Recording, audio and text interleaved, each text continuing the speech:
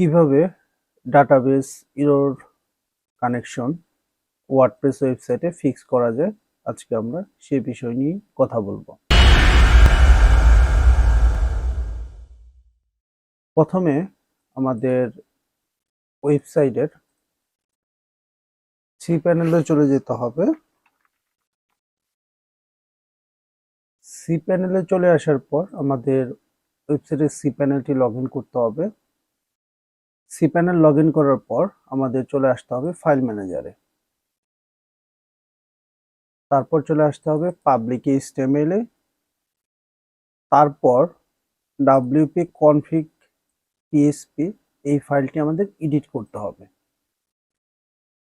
এখানে আমাদের দেখতে হবে আমাদের ডাটাবেসটি কি নামে রয়েছে এবং ডাটাবেসটি আমাদের mysql ডাটাবেজের ভিতরে আছে কিনা। আমাদের mysql ডাটাবেজের ভিতরে আসতে হবে, আমাদের দেখতে হবে এই নামে আমাদের ডাটাবেসটি রয়েছে কিনা। কোনো কারণে যদি mysql ডাটাবেসটি মিসিং থাকতো কিংবা এটা না থাকতো, সেক্ষেত্রে এটা কানেকশন করা পসিবল না। যেহেতু আমাদের ডাটাবেসটি রয়েছে, সেক্ষেত্রে আমরা একটি কাজ করব, সেটি হচ্ছে আমাদের প্রথমে দেখতে হবে আমাদের ডাটাবেসের কানেকশনটি ঠিক আছে কিনা। ইউজার এবং ডাটাবেস কানেকশনটি অ্যাড করে দেখতে হবে এটার কানেকশন ঠিক আছে কিনা, এটা ঠিক রয়েছে কিনা। যদি ঠিক থাকে তাহলে আমাদের ব্যাক দিয়ে দেখতে হবে যে আমাদের ওয়েবসাইটে ঠিক হয়েছে কিনা। সেক্ষেত্রে আমরা কি করতে পারি, যেহেতু আমাদের ডাটাবেস নেম, এখানে ডাটাবেস নেম এবং এখানে database name same, database user এবং ডাটাবেস ইউজার ঠিক আছে।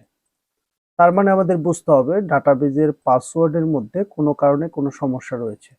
আমরা চলে আসব চেঞ্জ পাসওয়ার্ড অপশনে। এখানে আমরা পাসওয়ার্ডটি চেঞ্জ করে নিব ইউজারের।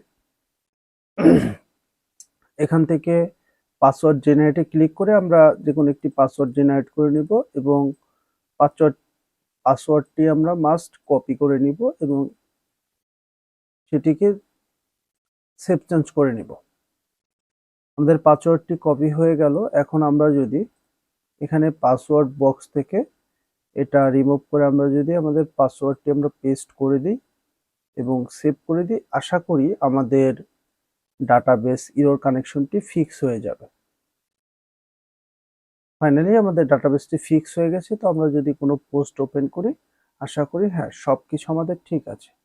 আশা করি টিউটোরিয়ালটি সবার উপকারে আসবে। ভালো লাগলে সাথেই থাকবেন। ধন্যবাদ।